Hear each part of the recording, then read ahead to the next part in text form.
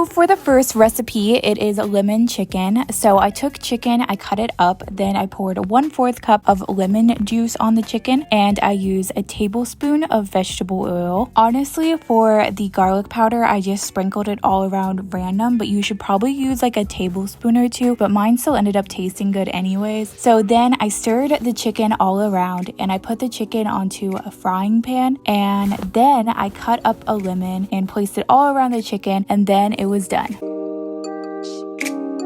So for the crepes, I used 1 cup of flour, 2 eggs, a 1/4 cup of skim milk, but I didn't have skim milk, so I mixed water and milk, 2 tablespoons of melted butter, and then I mixed it all together. This is really hard. You should probably do it in a blender. Then I poured it on to the mini frying pan. The first one I left on for way too long.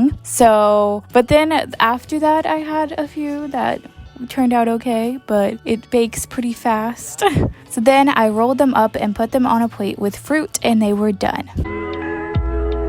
So for the last recipe, it was potatoes. I took 2 potatoes, I cut them up, I put salt on them, then I put olive oil on them, and I boiled them in the oven on high for 15 minutes, and then I put more salt on them, and they were done.